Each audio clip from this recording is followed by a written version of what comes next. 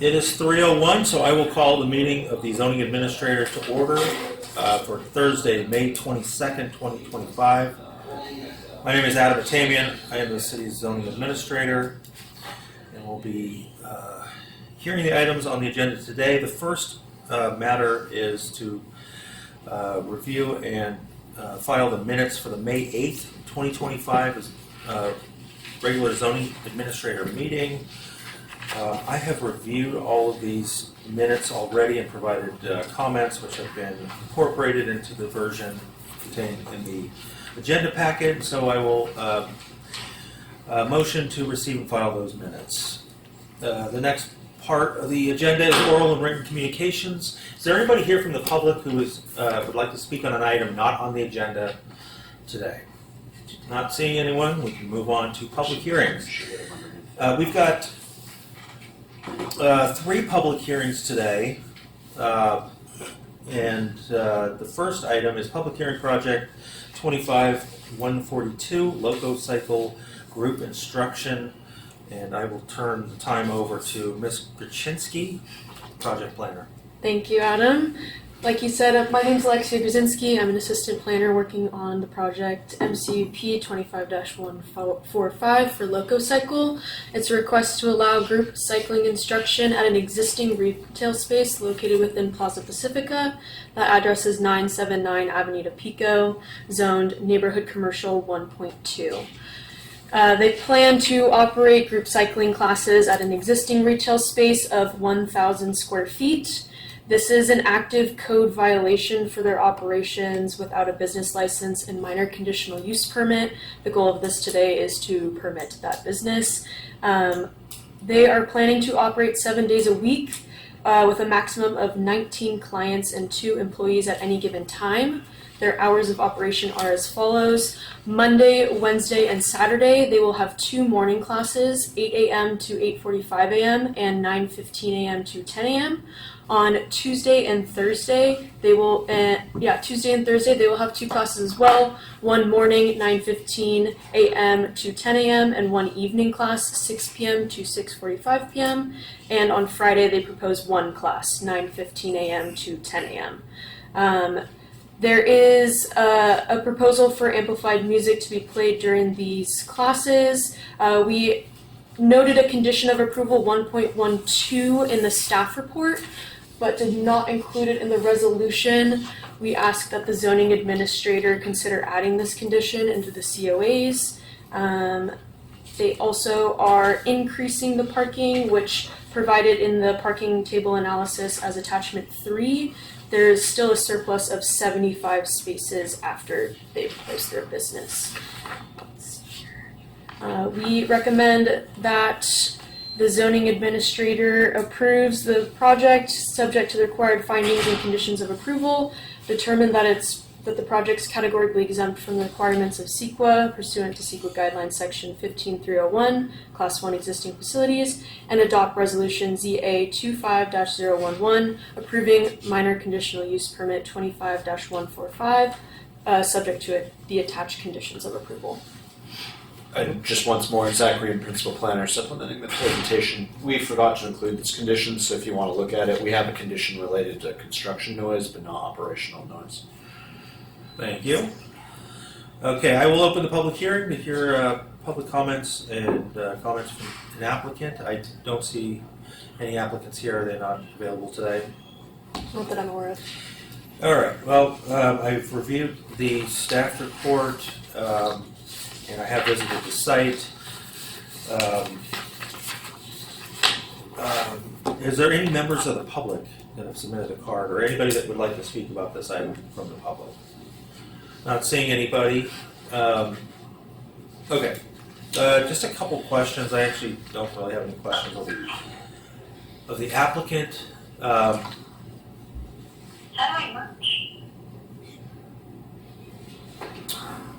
A couple things here in the staff report.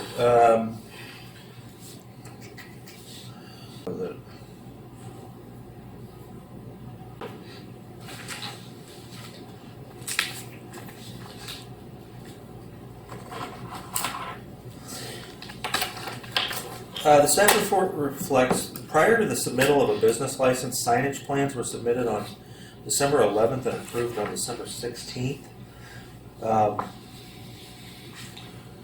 Was that an oversight? That was an error. Yes. Okay. Yes. All right, and we've addressed that to ensure that that doesn't happen in the future. Yes. Okay. I understand that these issues occur. Businesses start operating, not knowing what the regulations are, and oftentimes the property owners are not aware either. So it's good to see that they're coming in to get compliance with this.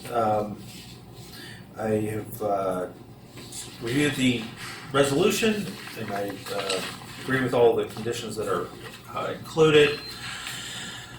Condition 1.12.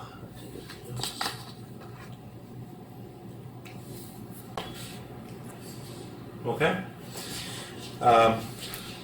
Thank you for the analysis of parking.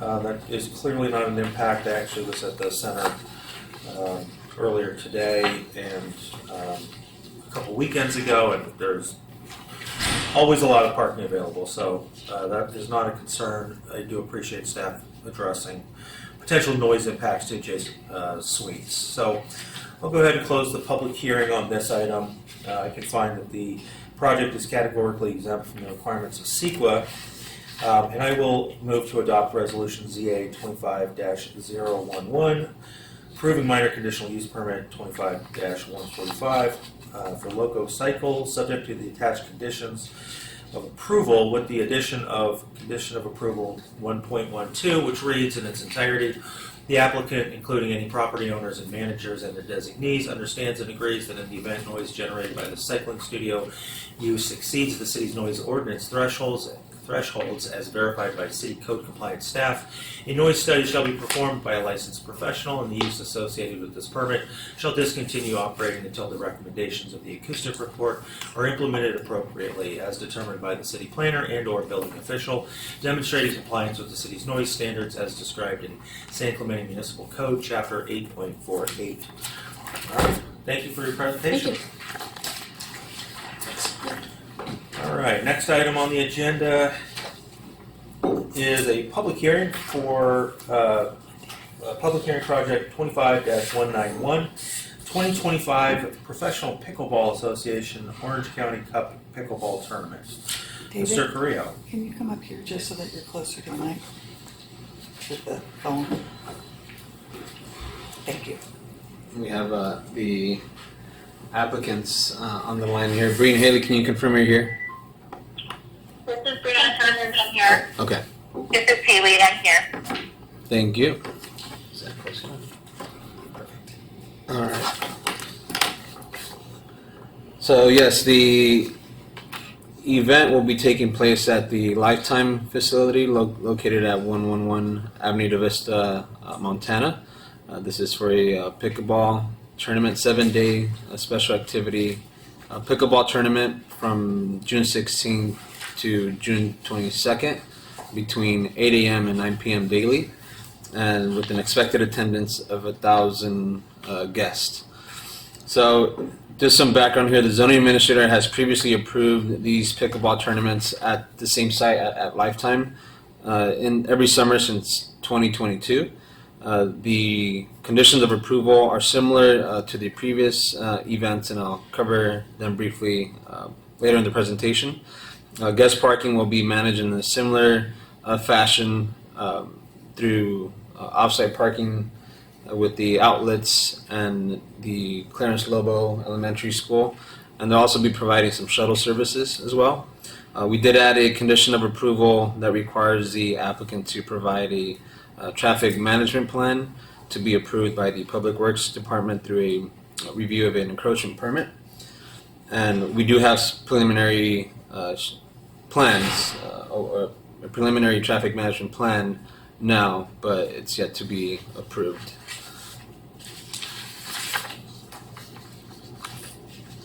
So again, the event host is expecting 1,000 spectators and participants per day between the hours of 8 a.m. and 9 p.m. Lifetime members will continue to use the parking lot on site, which will be monitored by the Lifetime employees. Again, as noted, we'll have off-site parking provided through the outlets. The staff report mentions the San Clemente High School, but we did get an update that the event host is going with the outlets instead. And the outlets will be providing over 1,000 parking spaces. So registered guests, as done in the past, will be notified to park at the outlets and the Clarence Lobo Elementary through the website as well. And this is also a condition of approval that we've added in the past to help navigate the guests to the off-site parking spaces. So in total, the Lifetime facility provides 231 parking spaces. Again, the outlets provides over 1,000 parking spaces, and the Lobo Elementary School provides 67 parking spaces, which is sufficient to support the expected attendance for the event. Alcohol service is proposed and is allowed through the original entitlement, conditional use permit 16-027 of Lifetime, and that'll be through their Life Cafe portion of the facility.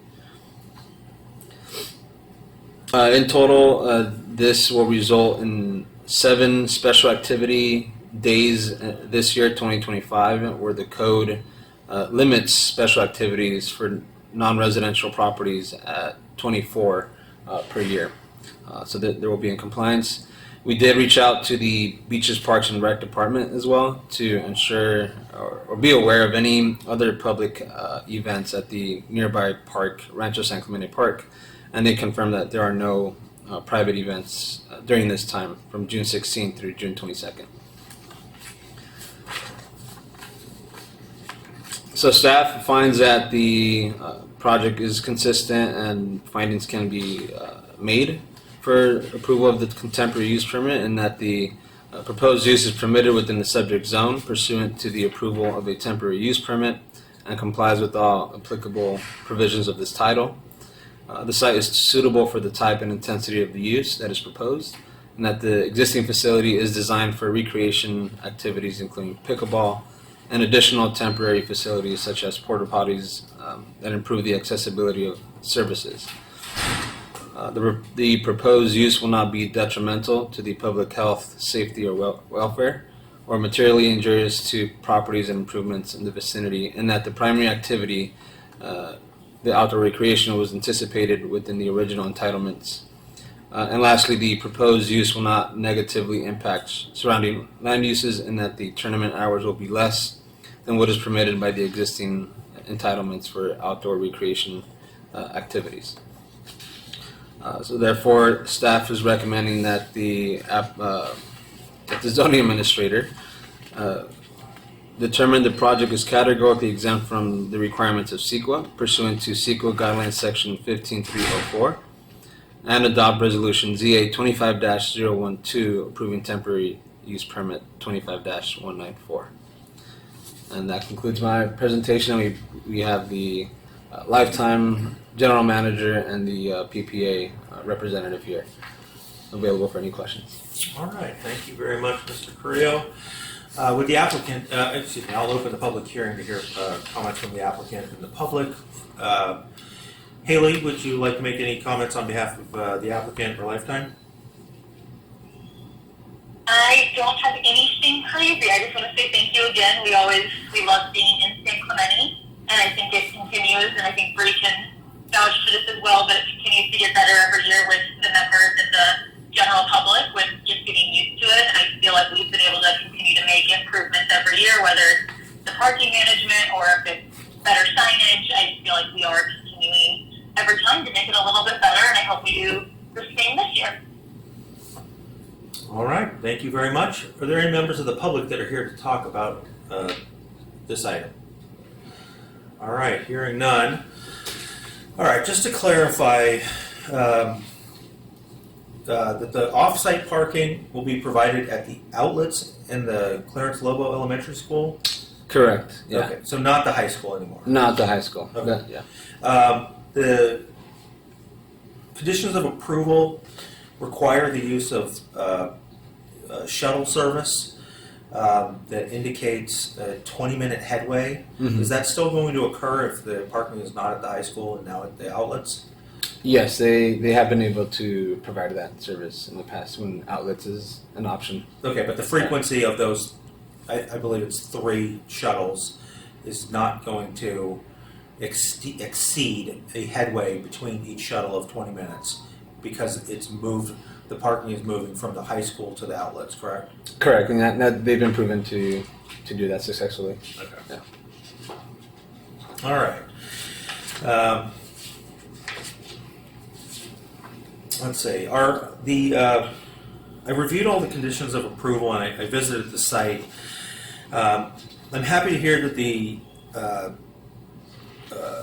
parking for the spectators primarily is being moved to the outlets. I did drive by the site a few times over the last couple of weeks, with the last time being earlier today around noon.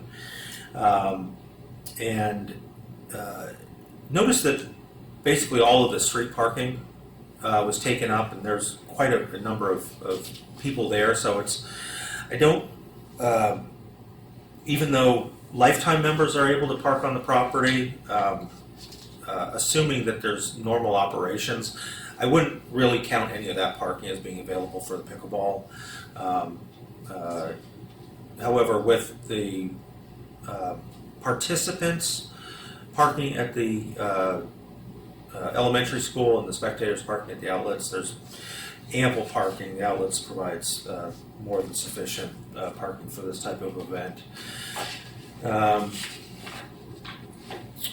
see. Oh, and then for the conditions of approval, just for the record, does this permit include all of the conditions that were applied to the event, this event that occurred this time last year? Yes, we did add an additional one in last December, which required a little bit more of a thorough review of the traffic management plan, and it's reflective. And that's Yes. because school was in session, or there were other events in the area Correct. Yeah, where though that does not occur at this during time. the summer. Okay. All right. Well, I know that this is a big lift, both by pickleball folks and the Lifetime Fitness staff, and also by the city in terms of reviewing and approving the traffic management plan. And while there is definitely an increase in on-site attendance at the Lifetime, this type of event has been shown to be successful in the past. So for those reasons and for the reasons specified in the resolution, as far as the how this project can meet the findings for approval, I can support this project and determine the project is categorically exempt from the requirements of CEQA as specified by staff in the report and resolution, and adopt resolution ZA 25-012, approving temporary use permit 25-194, 2025 PPA OC Cup Pickleball Tournament with the following modifications: that Section 3 of the resolution be revised to reflect that the findings are able to be met because of the parking at the outlets, not the high school. And I see that occurring in subsections B and D. Oddly enough, the conditions of approval are then accurate because they already indicated that the outlets were there.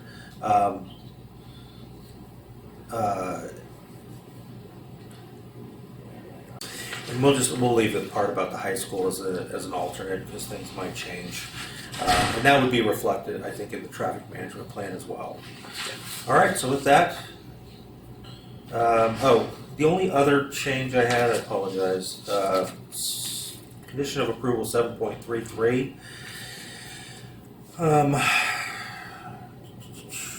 It indicates that there's a notice that's required.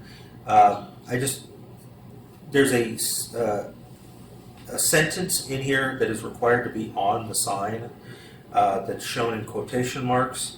The last quotation mark is missing.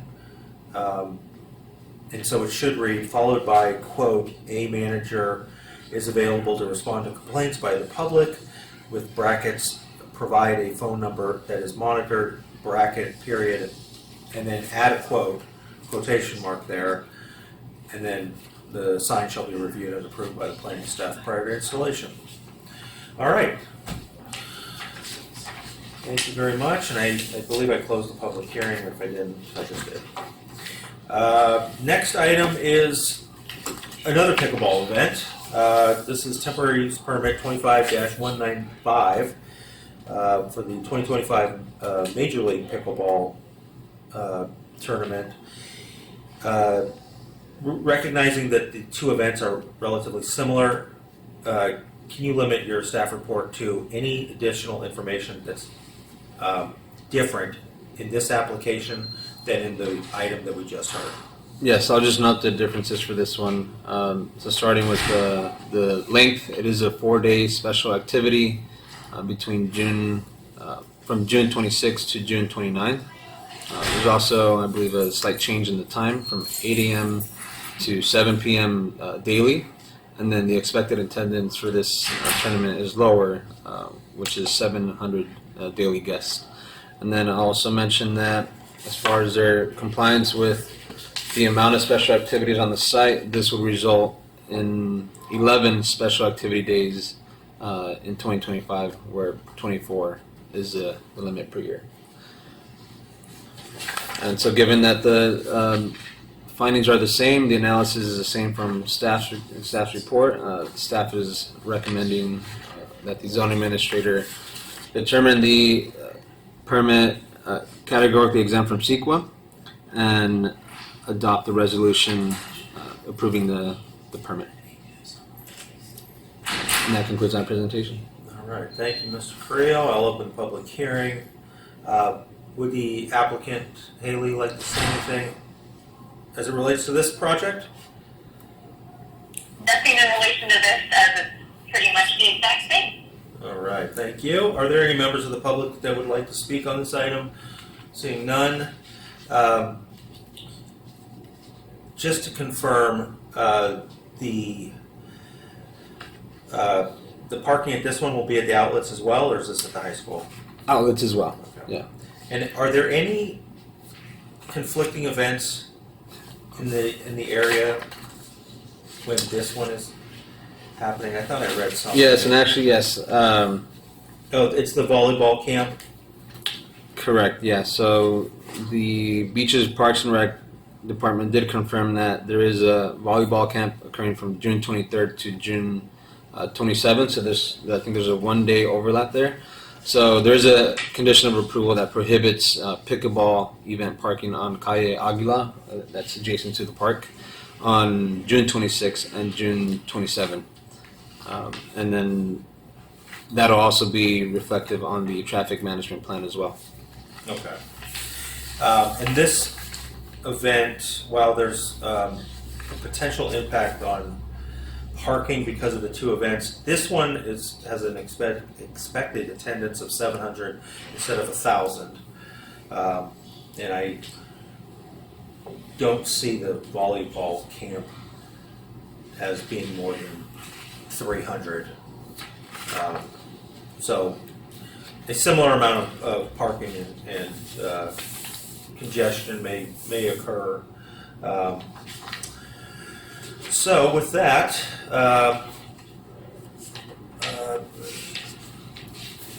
based on the analysis of the findings and how they can be met, included within the resolution, and the fact that the conditions of approval have been amended to further address the potential of conflict between this project and a nearby one occurring, partial overlap during these events. I can determine that the project is categorically exempt from the requirements of CEQA and adopt resolution ZA 25-013 approving temporary use permit 25-195 2025 Major League Pickleball Tournament with the same similar modifications as discussed in the last permit, that section 3 of the resolution be updated to reflect that parking for spectators will be provided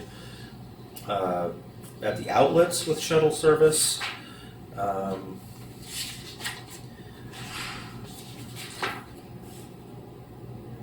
And the same modification to condition of approval 7.33, just to clarify what needs to be on the sign.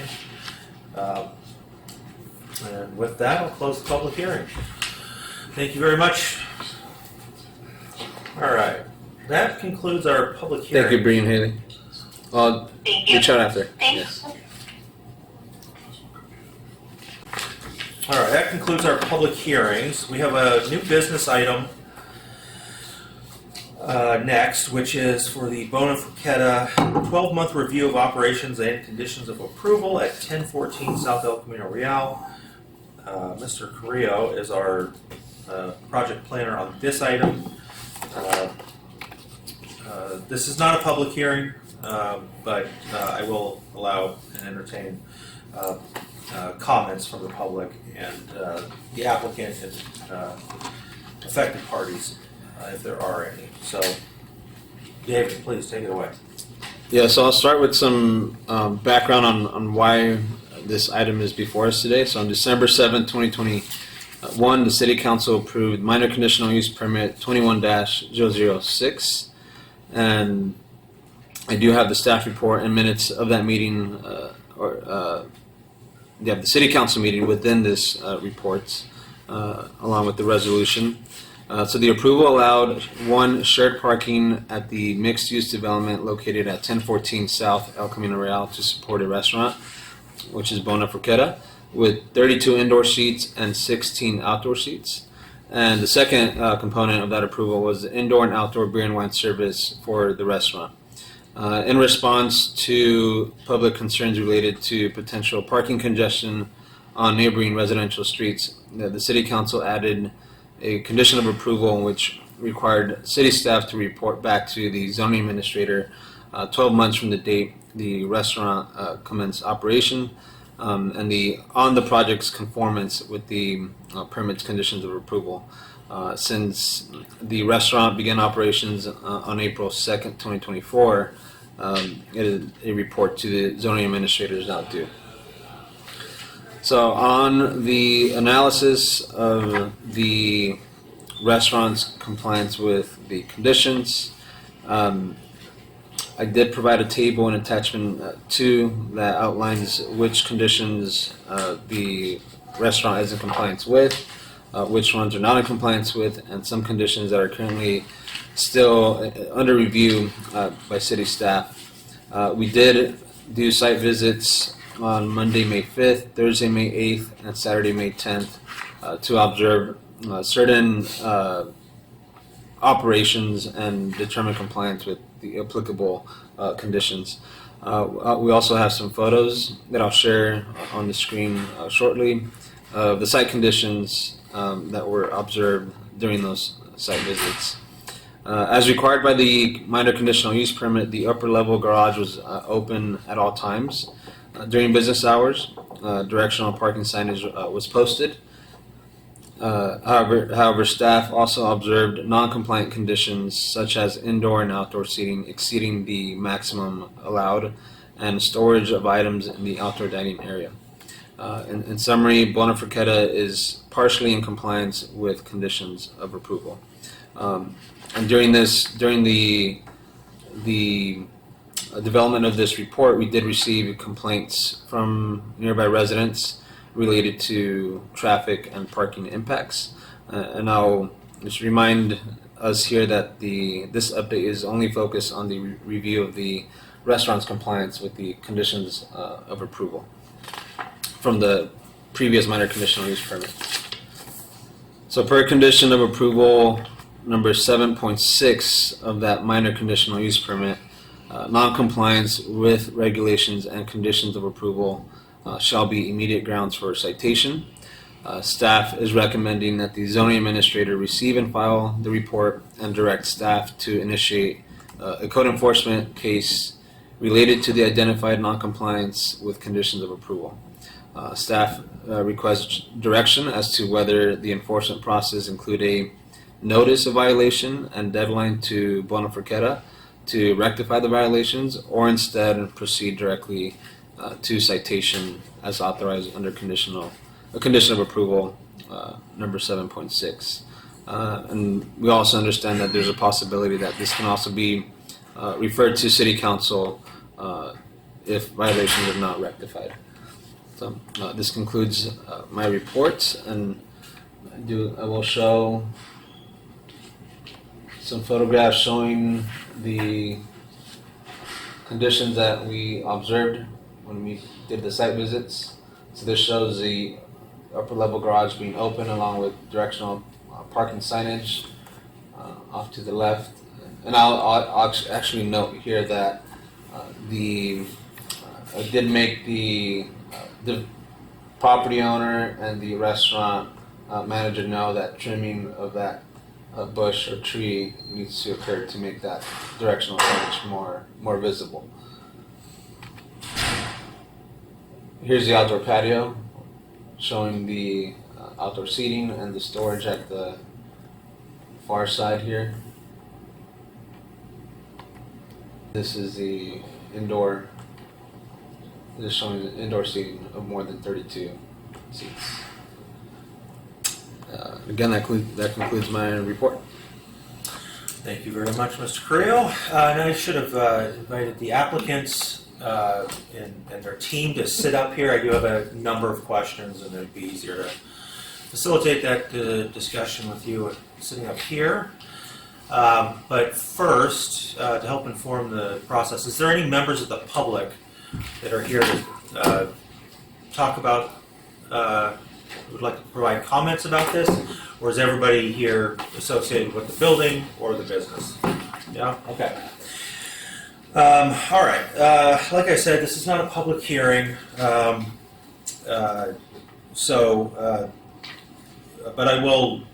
I'll kind of run this similarly and just let everybody know that I am familiar with this project. I am familiar with the business. I did visit the site on a few occasions over the last few months, with the last time being today around 12:30-ish. All right, so we've received a number of public comments related to this. The public was aware of this 12-month review. I've read through those. I can go through these comments a little bit more as we get through this, but the applicants have, I'm sure, read the staff report. I'd like to hear what your response is to the information that's provided here. I'm going to go first. Good afternoon, Mr. Tamian. Thank you very much for entertaining this review after 12 months. Can you please state your name for the record? Sorry, I will in a second. Welcome, staff. My name is Nick Buchanan. I'm the applicant, or at least the original developer of the project. A couple of things. One is this project has a history. It took us a long time to get to where it is, and I'm going to kind of wind back, and I don't want to be too long-winded, but I just at least want to acknowledge the fact that the zoning in this particular area was neighborhood to commercial for about when Ole Hansen built the pool down on North Beach, and we changed the zoning as part of the Centennial General Plan. And one of the things that they specifically called out, there was extensive public outreach. There were 40 public hearings. All of the neighbors and everyone in San Clemente was aware of this. It was a pretty substantial effort. And one of the things they said in South El Camino Real, west of the Interstate 5, is the goal of the general plan update in this particular area was to create a transitional area between Interstate 5 and the Del Mar T-zone, featuring spectacular ocean views, attractive mixed-use housing with local serving commercial uses, restaurants and hotels. The district strikes a balance between automotive, bicycle, and pedestrian orientation and is well connected to adjacent neighborhoods. The spirit of this is we tried to do the minimum amount of retail. We battled at length to try and do less retail than we had, but I went to great lengths to try and find the best restaurant I could find. We brought him up kicking and screaming from San Diego, but Mateo has a restaurant down in San Diego in South Park that was his first bona fide, and for me personally, it was one of the better Italian restaurants that I had. So we brought him up here specifically to try and fulfill the goals of the general plan. I had a personal agenda of trying to see that part of town improved. The transitional nature is an important point, though, because the folks that live in this particular neighborhood have been very vocal. One of them specifically, who has a first name that starts with a Z, and all the way through the approval of this project, has been pretty vocal about things. But a bunch of the neighbors have been highly complimentary, and where the restaurants very patronized extensively by the locals and the neighbors, or neighbors at least. Are we impacting the parking? I don't know with a straight face that I can say we're not, but I believe that we're going out of our way we built 33 parking spaces in that project for 7 homes and 4,500 square foot of retail. I believe that's a lot. Parking is very expensive, and yet we were still able to get a project done. It was the only mixed-use project done on that time for a long time, and there's subsequently been 2, one at dentist office and then the old Top Tune Estates. So I think, regardless of our teething pains for both the applicant and the city, there is a transitional nature. There's a zone between commercial and residential where you're going to get some inherent friction, and we've tried our best to manage that. So that's from the building owner's perspective. We've tried to keep the gate open and be good neighbors. We think it's working, at least in my mind, fairly successfully.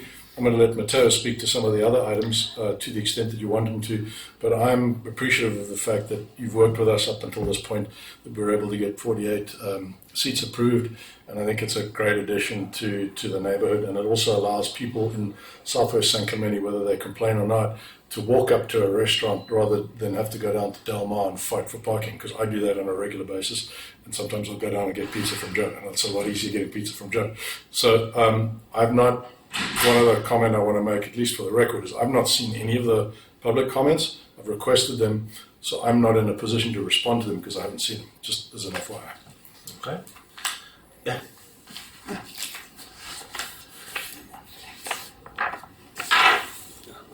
You didn't have to give me to me the times you have already. I'm ready. We are a small restaurant. We operate in neighborhoods, so we are used to deal. I live next to one of my restaurants, really like one block. I know we affect, for sure, we affect the parking situation. That I know, and I don't think I'm gonna read those, but I hope that there are not other comments because we are really trying to work with everybody around us. We try to keep it super clean. We try to keep like a nice place. I mean, it's also something that we care about. Mm-hmm. So, yes, I understand that we got more than these 32 seats inside. I think it's changing a lot. Believe me, it's really hard to keep up a restaurant with 32 seats. It's becoming also a matter of a little like balance, and so that I recognize that some, especially is not always, but especially like maybe that time the Saturday was graduation night. You have some situation where it's really, really difficult. We have all the kids that work at the restaurant, they're all local kids. They come with their bikes. We try to have incentive people not to bring more car inside. So we really try to have those people coming in like either like bicycle or like electric bike, this way. Also because for them, they don't have parking, and we understand what it's like to have a family and live in those streets very close to the restaurant. So we want to do whatever, like, you know, we are not the restaurant that it comes like a shark and they want to stay like here and get, we want to stay for a long time. So we need to deal with those people one way or the other, and I don't think we are the unreasonable, or if somebody comes to our door, we're like, oh, we listen to everybody, and you know, we're gonna read all this. Thank you. I'd like to just add, as the GM of the restaurant, that on a daily basis I'm there trying to negotiate any friction that might be caused as a result of scarcity of parking, whether it's keeping the street in front of the restaurant clear, making staff walk from blocks away so that they don't take up spots that are designated for our customers. I'm out there doing this work on a daily basis. I think from the feedback that I'm getting, I'm not hearing people coming constantly complaining about, oh, I couldn't park near the restaurant. So I just want to say I'm committed to continuing to do that. Thank you. Sir, did you have any comments? You're here first. Moral support. All right. Okay, well, I've reviewed everything. Like I said, this is not a public hearing. This item is before the zoning administrator because it was required to be by the city council. As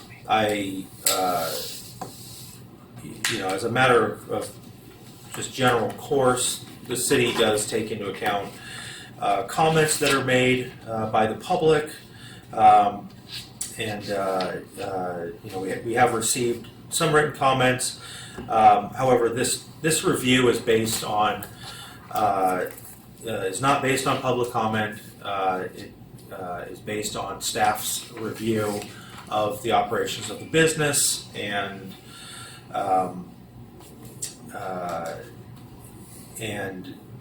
their determination, their findings of how compliant the business is with the conditions of approval. In its simplest form, the business is not complying with the conditions of approval. I mean, you admitted that. The pictures that staff has provided show that. The staff report was published last Friday. Yes. I walked in there today, there's 52 indoor seats, 20 outdoor seats. I mean, it wasn't like there was even an attempt to be in compliance on the day of this review. So I don't really have much leeway in terms of what this process is all about, other than to make a determination that the business is not in compliance. And we can go one by one through all of the conditions, but it's not staff's job to babysit business owners and managers. That is a gift of public funds for us to send staff down to every restaurant and basically do your jobs for you. There have been issues of non-compliance. I indicated one earlier in this meeting, which was the cycling studio started operating without the required permit. We got them into the process so that they could comply with the regulations, get the permit that's needed. We understand that stuff happens. This process is the opposite, is that the business came to the city and asked for something specifically, and then isn't doing what was approved. So there's no ignorance that is occurring here. It is, you have a restaurant that was approved with 32 indoor seats and 16 outdoor seats. If you need more seats than that, then there's a process that needs to be gone through to bring this up to code. I don't know that you're going to be able to work within the parameters of the code to get a whole lot more seats, but no attempt has been made to at least deal with what would be the main issue here, which is the number of seats, which then drive the amount of parking that is provided on site. I understand that businesses affect neighborhood parking.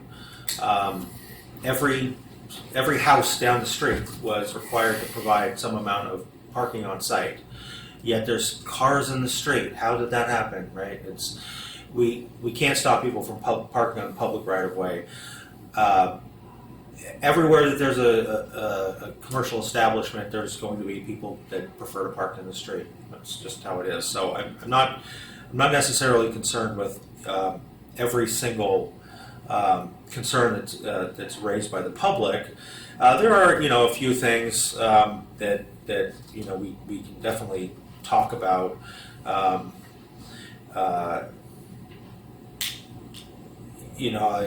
an example, one of the comments from the public was that the website in the menu does not include information about parking. Well, that's not how the condition's written. It's written that the applicant, meaning Mr. Buchanan, will encourage the businesses to provide information about parking on their website and menus, not that he will ensure that that actually occurs. I'm sure you've had a conversation at some point in time. I don't need to get into the minutia. However, the city council has asked that the zoning administrator review this for compliance. Right now, all I can say is not compliant, and so that leads to one of two things. Either this gets referred back to the city council for them to make a determination on whether to revoke the permit, amend the permit, do something else like that, or we can continue to work through the process. I don't see the need for code enforcement action at this time. This report is a warning. Can I ask you something, sir? What would be the way? Because I didn't think there was a way to get more seating. So you say there could be a process for us. There's always a process you can apply for. There's always a process you can apply for. Whether that process would be successful is to be seen. And had this business met the parking requirements to provide 52 indoor seats back in 2021, staff would have supported that request. So I'm not sure that there's a lot of opportunity here to expand the seating count, and that's not the purview of this item. It's to determine whether it's consistent with the conditions of approval. I appreciate it's not a public hearing, and I appreciate you allowing us to talk. So thank you, Mr. Zoning Administrator. First off, I specifically asked David what we were out of compliance about. You gave me the staff report. We had a chance to talk about it. I understand what I can read from what you're saying is the issue you're most concerned about non-compliance is the seating count. Okay. There are two comments from members of the public in Southwest San Clemente. One of them has been, no offense, but he's been like he's going to be there and he's going to show up all the time anyway. He hasn't been asked. So there's only really one other comment from a member of the public. So considering the number of members of the public that patronize this restaurant, it's wildly successful. You made the comment a little bit earlier about not wanting to use public funds to police things. I get it, but I didn't want to build the retail, and I did. And I've provided what I believe to be a damn good service for the people in their neighborhood, and it's hugely popular with them. Otherwise, you would have had 150 comments, not one from a real person. So I would like, if we can, to rather get issued with a defect notice or because I'd rather be in default and have an opportunity to rectify that default. The challenge we have with 48 seats, we can serve that with the bathroom space we have right now. If we increase it above 48, then we'd have to build a second restaurant, which we don't want to do. So we would rather say, look, we would like to come back to you, sort the seats out, because I believe other than the seats, we're substantially in compliance, at least well enough in compliance. The big issue is the main reason about this was, are we keeping the gate open? That was what everyone was fussing about. We've been keeping the gate open. Are we impacting the neighborhood a little bit? Yeah, maybe. But you know why? It's because people want to come to the restaurant. If we weren't doing a good job in the restaurant, we wouldn't have a parking problem. So, I don't really, if we want to go to city council, I'm confident that we have enough support there. We can go through that. But you mentioned earlier you didn't want to use city resources unnecessarily. That would be a good example in my mind of going down a route that we don't necessarily need to go, because I think we can solve this in the meeting today. Okay, thank you very much. Clearly, the restaurant is successful. Clearly, that was the intention of the general plan, was to revitalize this area and provide blueprints for successful new development to spur additional development. I don't disagree with any of that stuff.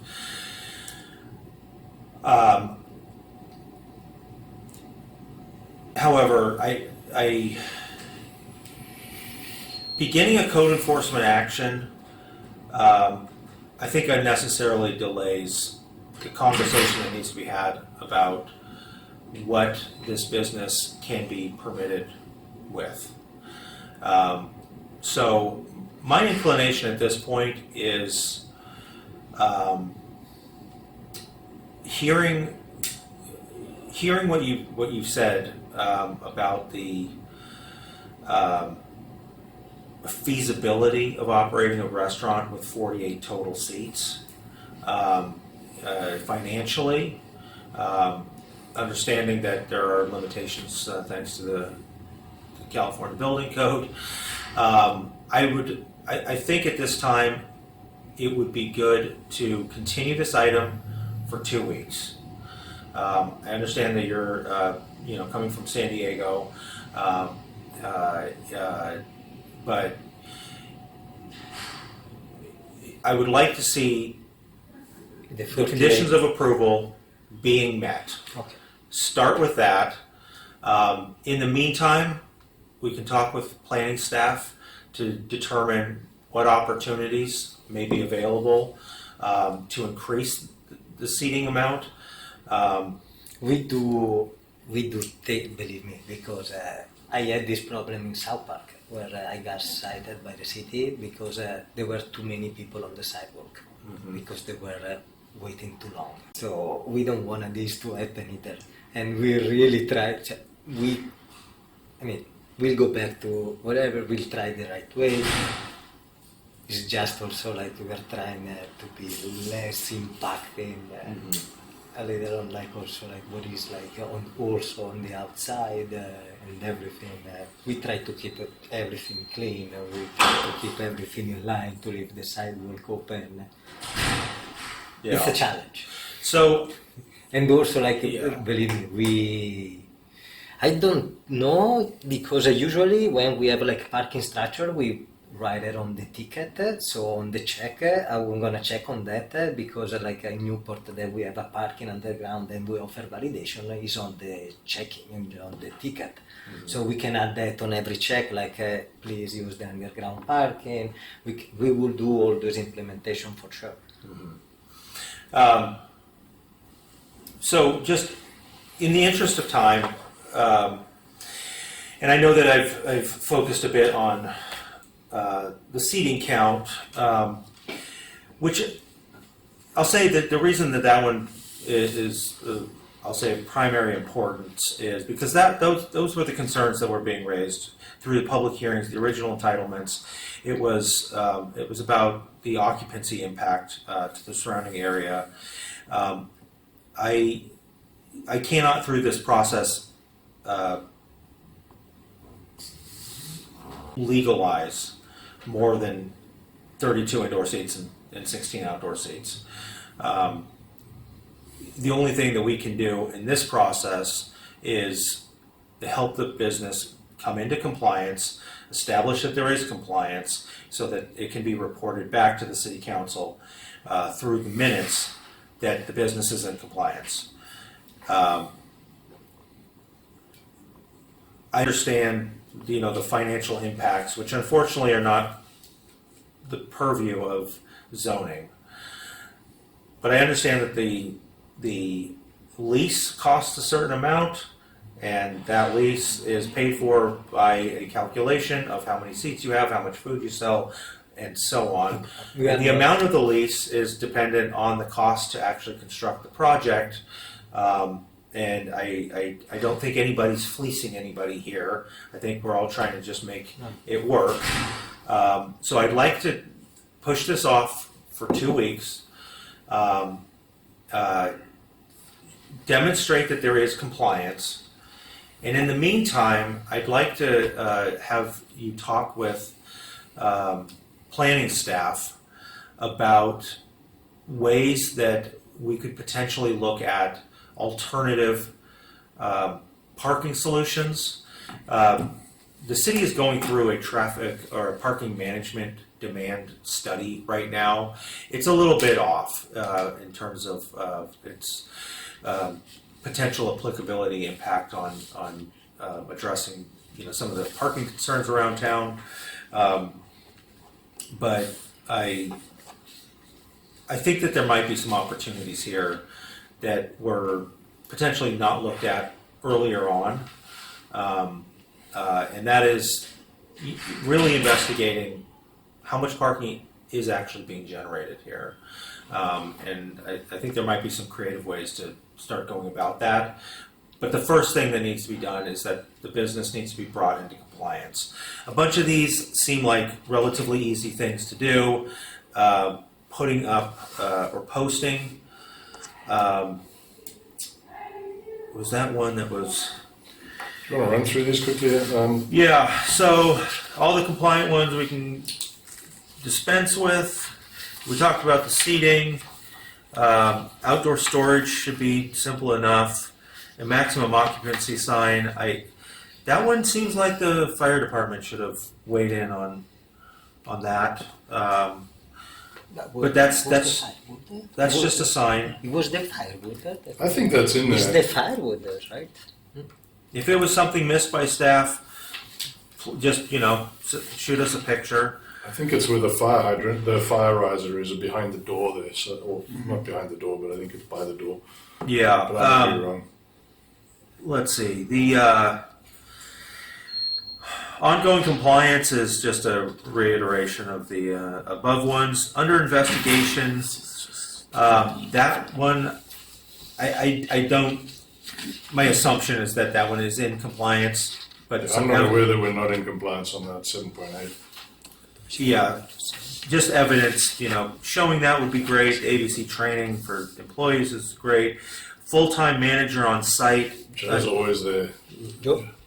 So, I this one. I confess I missed you this morning. No, you don't. Yeah, Yeah, meeting in San Diego. No, I was in there around 12:30 and I didn't see you, so you were in and out there quick. I was. Yeah, I was. I didn't want to linger because I was getting hungry. And, I may have, contributed to too many seats. Yeah, the full-time manager on site, that would be a function of complaints. That's more if somebody's there should be a responsive management that's provided. Conditions of approval posted in a visible area. That's primarily for employees. We would usually see that on the same boards where the required legal notices, about. Neighbor. I think that's up there somewhere, yeah. Yeah. If you could just snap a photo of that one, then we're just talking about the seats, and then we're dealing with a known universe, and the city council, they approved this project because it met the findings. The findings support what the general plan is intending to do, which is provide for successful businesses. So, I know that. There were a lot of concerned residents about this project when it was built. That's not your concern. That's Mr. Buchanan's problem. But the the building, the businesses, they're all part of a larger plan for the vision of the city, and so the goal here is to make this successful. So I will, by motion, continue this item for 2 weeks. There's some information that we want from the applicants, and we want the business to be brought into compliance with the seats within 2 weeks. At that point, I'm more than happy to conclude the review. At that point, I may establish a compliance checkup just to make sure that we're staying in compliance. But at the same time, I'm more than happy to talk about opportunities to work on the seating count and justified through potential alternate means of transportation or programs that can be put in place to ensure that Is there any parking we could rent? Anything like close by that is like There were an some- option? I don't know that. I'm not sure what's available. I do know that there were some discussions earlier on about potential off-site parking agreements, and that might be something that's available. Because in another place in Encinitas, like our neighbor that lives at 4 is happy to rent as his parking spot Yeah. because it's really like it's like just Yeah, and it might just be. It might be. Blame it on the phone, right? Yeah, It's it still might a public be. hearing, right? Yeah. Public. Can we talk openly? Is it still a public meeting on it? Oh no, this is new business. It's just a. I don't. The issue is the bathroom, not the. I don't think we have a parking problem. We've got a 48 is the maximum you're allowed to have with one restaurant. The neighbor. You would have a lot of neighbors here if parking was really a problem. I don't think parking's the issue. I think the fact that I didn't realize we were short on the seats. I have to be honest. I wasn't watching them. I've always been worried about whether people were going to complain because the gate wasn't open all the time, but it has been. The seats I didn't find out until David came and counted them. If we bring that into compliance, I get that Matteo might want to have more seats. I'd love to have more seats, but we can't build another bathroom. Where do we build another bathroom? That's not going to happen. So unless we can put a porta potty in the upper parking garage, that doesn't meet ADA compliance. I don't know how we get our seat count up. Is that for indoor seats? 48 is the total for the. I don't know. That's a question for planning. You guys are the guys that. I think That'll more be a building. question for building. Yeah, more building. We have an More ADA building. expert we can ask about whether the outdoor counts. Because Yeah. also at the beginning for us it's a little confusing because in San Diego the patio seats they don't count as seating. It's only the interior part that you need to provide for parking. It's not the outdoor. Well, the outdoor It's in the this same case is the same. Yeah, no, Up no, to no, no. 16 seats, but I got it. as far as It's the the bathroom restroom. requirements, Yes. the Yeah. restroom. If it's 48 indoor seats, then we should have this conversation. And if the 16 don't count towards the restroom, then it's great. So I don't know the answer to that. Yeah. That was what we were designing Well, around. yeah. In any case,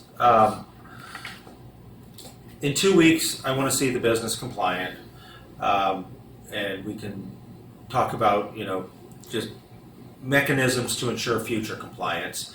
But during that period, I'm open to explore any and all opportunities. State law has been very favorable to certain types of development right now. Maybe something We'll research it a little, see if there's any. a little bit of leeway somewhere. Anything that we can eke out, I'm happy to explore. Because honestly, that's what drives most of these developments is how much parking can you provide determines the seats and restrooms and ADA covered. Otherwise we would build that restaurant's big enough to take more seats. The kitchen's big enough. The city benefits from it. You get the sales tax revenue, so it's good for everyone. But that's been our bottleneck. All right. Well, I invite these conversations and any others that help support this project, help support the business, and especially those that have the potential to reduce any neighborhood concerns The other thing here is that this is not a public hearing, so there was no public notice that was put out. The public comments that we did get were essentially from people who knew that there was a 12-month review requirement that was put in place 4 years ago. There was a notice that went out, but it wasn't like the official 30-day notice, because What people was the responded to notice that that. went out? I got a letter to my house and to the business, and I know that some of the neighbors called me. They responded because of that, and they called me and said, "Hey, we got it in our mail." There was a mailing. We put out a notice. It said 300. notice of public meeting, not notice of public hearing, and it said it was a courtesy and it had some. So this different was text. this was noticed. It wasn't a legally noticed because it wasn't a 30-day notice, so it's not a legal notice, but they did write. The legal oh, one yeah. are 10 It's- days. Yeah. Oh, I thought it was 30. Yeah, so It was labeled as a courtesy. It was Courtesy. a courtesy public meeting that there was going to be an item on a public meeting. even better. All right. Well, Well, yeah. I will say the amount of public comments that we got, just for the record. I do Two wanna- of them are from the same. There's two yes. comments, yeah. So, Zach Gilmer.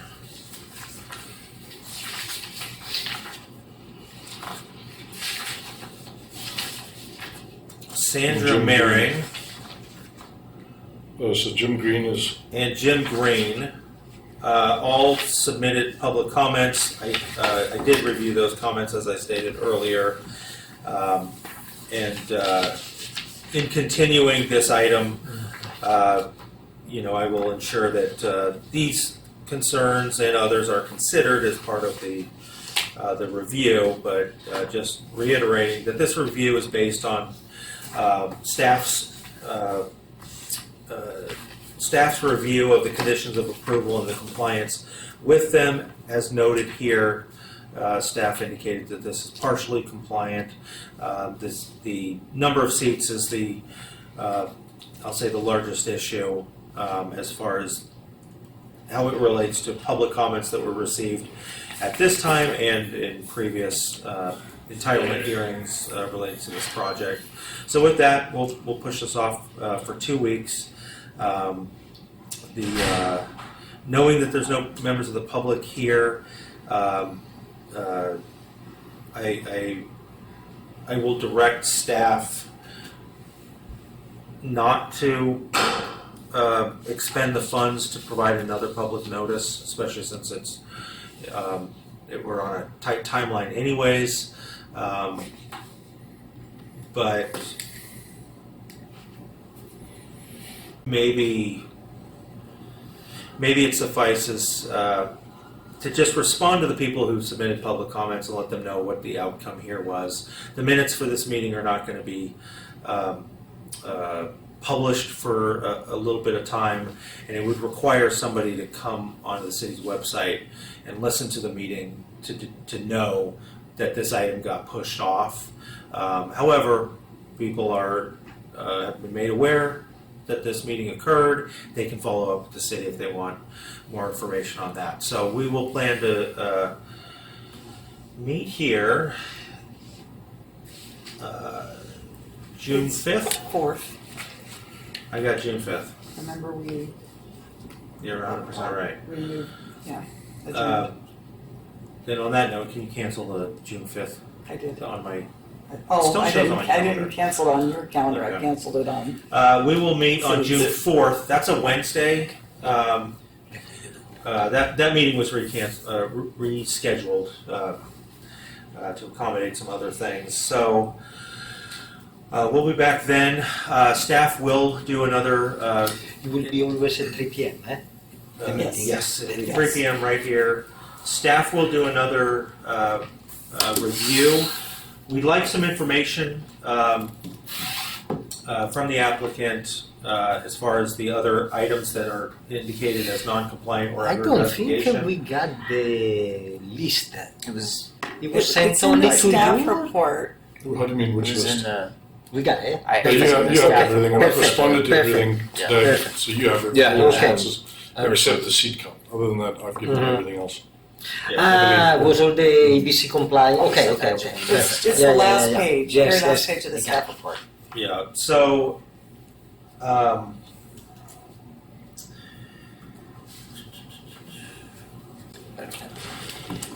I'm gonna direct staff to provide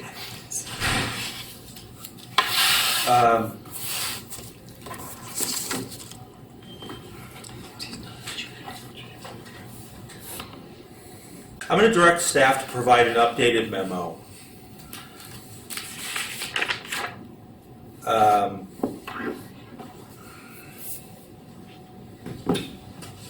Which would be published on May 30th. Next week. So that's next Friday.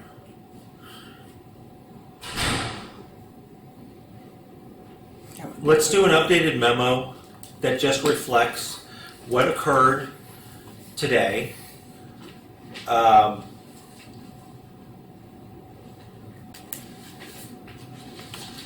And an updated compliance matrix. So in order for David to accomplish that for publishing by Friday, I will want any information that helps inform the compliance on those items that are listed as non-compliant or under investigation to him by the end of day, Wednesday the 28th. David, if you could do another site visit on Thursday morning maybe. I want to make this easy.